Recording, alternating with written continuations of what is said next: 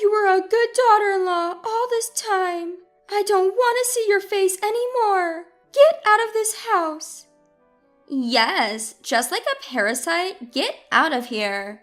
Harsh words were thrown at me by my sister-in-law and mother-in-law, even though I had been taking care of my mother-in-law after my husband's death. I could not bear any longer the insults my sister-in-law was throwing, even at my husband who cared about his mother till his last moments. All right, I'll leave as you wish. They rejoiced, but a few months later, my mother-in-law came crying to me. Their fate turned out to be more terrible than I expected. My name is Stella. I am 32 years old and work as a buyer for luxury brands. I met my husband, Bill, through a mutual friend. Bill, with his kind and gentle character, was my ideal husband, and I was so happy when he proposed. Bill was the oldest son, and his parents were independent, so we managed to maintain a good distance, and I never had issues with my in-laws, even after marriage. The balance between my responsible father-in-law and my laid-back mother-in-law seemed just right from my point of view.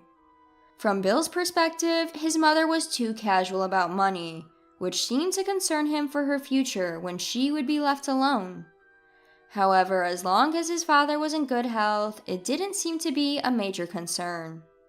Plus, Bill had a sister, Claire, 2 years older than him. She was divorced and living alone, but I thought she would certainly care for our in-laws since she was single.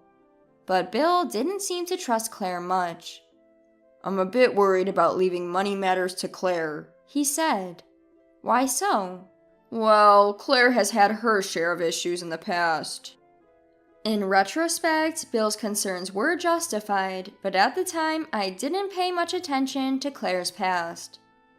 We continued our peaceful married life until a few years later, when my father-in-law's chronic illness worsened, and he passed away.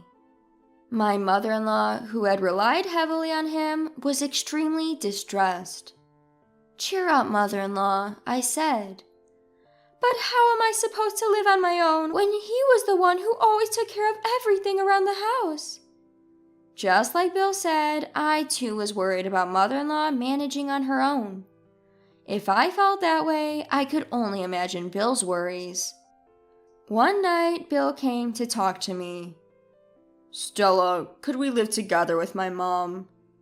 The proposal was sudden, but I was expecting it to some point. However, what concerned me was Claire. But wouldn't it be better if Claire moved in with her? "I want to take care of my mom in place of Dad from now on. Mom's particularly clueless about money, so I plan to manage her bank account too." "So you can't delegate that to Claire?" "That's not an option." Unusually, Bill was firm. "It's the money that Dad left for her. I'll manage it properly so Mom doesn't have to struggle." He seemed guilty for asking me to live together, but when it came to managing the inheritance and bank account left by his father, Bill was unwavering. "All right, it sounds fun to live together with mother-in-law. Besides, I worry about leaving her alone, seeing how she is." "Thank you, Stella." So we started living together in my mother-in-law's house. My mother-in-law had really left everything to her husband, from managing the bank account, paying utility bills, to credit card payments. She knew nothing. Bill managed everything separately from our account and started giving her a monthly allowance for living expenses. It was part of Bill's duties to caution his mother whenever she was about to fall for a suspicious door-to-door sales pitch or was being pressured to buy expensive cosmetics by acquaintances. Without such interventions, his carefree mother would readily pay money at the encouragement of others. She shared the household chores with me, understanding the fact that I was a working woman. Our life together was progressing smoothly. However, our tranquil life came to an abrupt end when Bill collapsed at his workplace. He had been overworking during a particularly busy period at his job and had the same chronic illness that his father did. As a result, he was hospitalized. His mother and I visited the hospital daily, but there was no sign of improvement in Bill's condition. "Stella, I have a favor to ask of you, for after I'm gone." "Don't talk like that. You'll get discharged for sure, and we'll all live together again." "I was prepared for this, knowing that I had the same disease as my father. I want you to listen to my request. It's about my mother." With tears streaming down my face, I listened to my husband's final request. Bill passed away a few weeks later. By keeping busy with notifying those who knew him and arranging for his funeral, I was able to distract myself from the grief of losing my husband. It wasn't until everything had settled down that I remembered what Bill had asked me to do. There was no time for mourning. Now it was my turn to take care of his mother in Bill's place. "Mother-in-law, I'm sorry for the chaos till now. From now on, I'll handle the money management in place of Bill. I'll provide you with your living expenses just like before." "Stella, even without Bill, are you going to stay with me?" "Of course. Bill had asked me to take good care of you, so please let me continue to stay with you." "Bill said that, huh?" Mother-in-law said with tears in her eyes. "I feel bad for burdening you with the finances when you're all so busy." "No, keeping busy actually helps me cope." However, it seems that Claire, my sister-in-law, was not amused by the fact that I was continuing to live there. When she found out that I was managing the finances, she barged into our home. "Why is Stella, who's essentially a stranger now that Bill's gone, still living here? And isn't it strange that she's managing the finances?" Before he passed away, Bill asked me to take care of mother-in-law and the finances. "Huh, you're just saying that because it suits you, aren't you?" "No, it was Bill's wish." "What? Just because you mentioned Bill's name?" Despite her dissatisfaction, Claire backed down for the time being, only to return to our house in a fluster the following week. "Stella, I saw it. You're having an affair." "An affair?" "I saw you entering a men's designer shop and dining at a high-end restaurant with a man. Stella, you're spending our money on your lover, aren't you?" "That's not true. I'm not doing anything like that." "No more excuses. How heartless can you be, moving on to the next man so soon after Bill's passing? You agree with me, don't you, Mom?" Mother-in-law, completely believing Claire's words, started to view me with suspicion. "Stella, so that's what it was?" "No, that's not it. I'm here because of Bill's wishes." As I tried to tell the truth, Claire interrupted me. "Don't use Bill as an excuse while having an affair. You're the worst."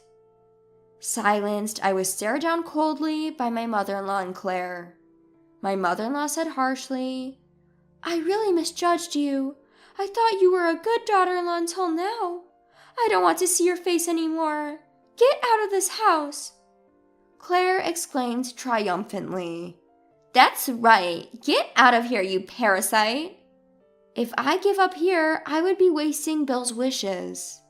As I patiently endured their words, my mother-in-law and sister-in-law seemed to take pleasure in their onslaught. "Why on earth did Bill even choose someone like you, Stella?" "He's always been a bit too trusting, hasn't he?" "Well, we can't really say, can we? For all we know, Bill might have just been saying he's managing Mom's money, while really using it for his own needs." Despite their cruel words against Bill, who cared for his mother-in-law until his dying breath, I'd had enough. I might be able to bear insults against me, but I can't stand you speaking ill of my late husband. Bill, I'm so sorry I couldn't keep my promise. I apologized to Bill in my heart, then turned to my mother-in-law and sister-in-law. "Fine, I'll leave as you wish." As I said this, their faces lit up with joy.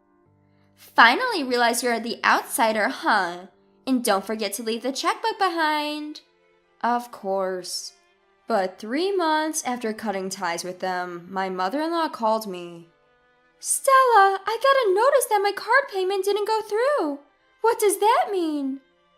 It seems that her incompetence in handling money hasn't changed even after I left.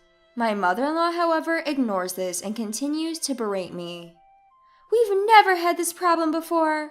Ever since you left, the money has suddenly disappeared. You stole it, didn't you? What? This isn't something we can solve over the phone. Come over here now, she said, abruptly hung up the phone. Despite my reluctance, I had no choice but to head to her place. At the house, my mother-in-law and sister-in-law were waiting for me.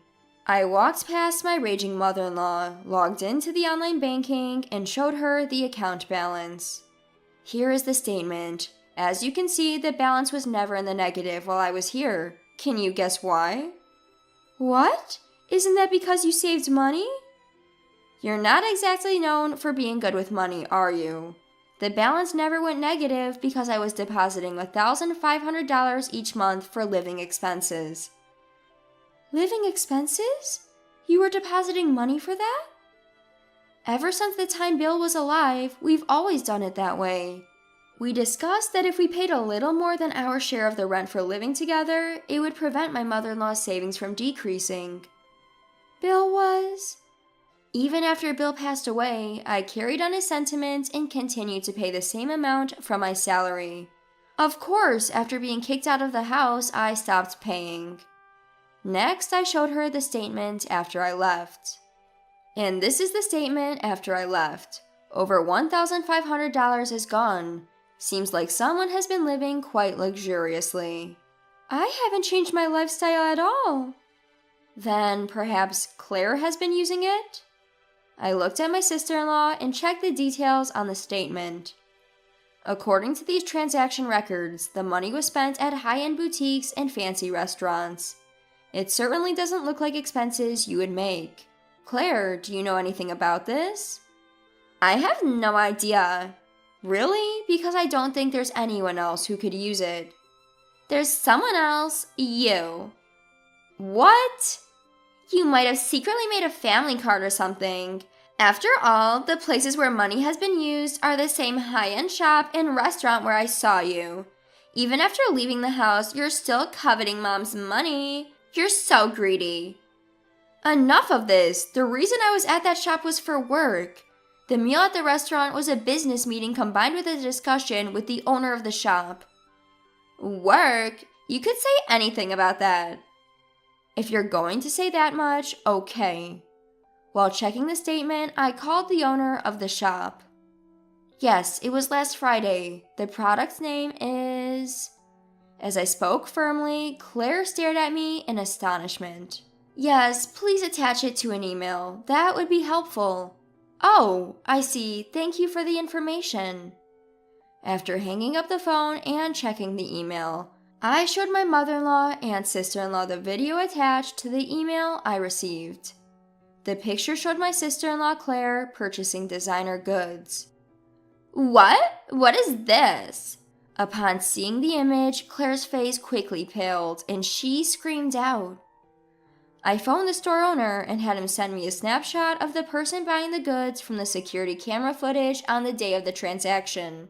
There's no doubt it's you, Claire. Do you have anything else to say? Claire stayed silent, unable to defend herself. Ah, and by the way, I was informed by the owner that recently, right after the products were sold, identical items have been popping up at nearby pawn shops. This also matches the date when you made the purchases with your card, doesn't it? Well, that's... Claire's flustered demeanor spoke volumes about the truth of the situation. My mother-in-law asked inquisitively, "Why would anyone buy something only to immediately sell it? Such a hassle." In lieu of the silent Claire, I answered, "She needed cash, didn't she? If she directly withdrew the money, it would become apparent that it was her doing so. She tried to frame me by specifically choosing a store that I frequently visit, right?" Claire kept silent, having no room for rebuttal. Yet my mother-in-law still had some doubts. But why did she need so much money? It was to repay debt. I supplemented Claire's whispered words. It seems she hid this from you, but the reason Claire got divorced was because of her debt, wasn't it? Even before their marriage, my husband Bill was often distressed about Claire constantly borrowing money from him. He used to lament her about her unchanging spendthrift habits even after marriage. Debt, you say? At that point, my mother-in-law seemed to realize something.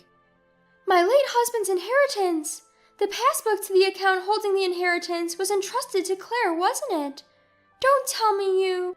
Upon being asked by my mother-in-law, I also checked the balance of the account holding my father-in-law's inheritance. The balance is 0. Zero? All of it was withdrawn a few days after I left. No way! As my mother-in-law began to crumble, Claire screamed out. I had no choice. The due date for my debt repayment was closing in. If it's me, his daughter, using it, my father would definitely forgive me. That money was left for me by my husband. Claire, you did receive your portion of the inheritance, didn't you? And yet you spent even your mother's money. You're the real parasite. I'm cutting ties with you. Wait, we promised that I live here in Stella's stead, remember? If I live with a daughter like you who can't control her spending, I'll end up broke too. First of all, you need to pay back all the money you took from me. Saying so, my mother-in-law practically threw Claire out. However, whether this was the right choice, we do not know. After she was evicted, it became difficult to get in touch with Claire, and she never recovered any of the spent inheritance from her husband. My mother-in-law, who could have spent her later years comfortably, seems to be leading a frugal life all alone now. Claire did manage to repay her debts, but seemed unable to shake off her spending habits and soon found herself in new debts.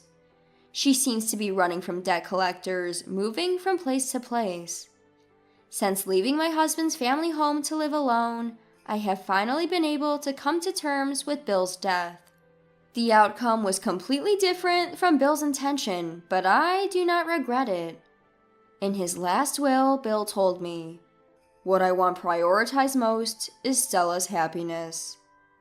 By separating from my in-laws who disrespected Bill's feelings, I was able to protect the memories of my husband. I'm sure Bill would forgive my decision. From now on, I plan to live slowly, indulging in the happy memories with Bill.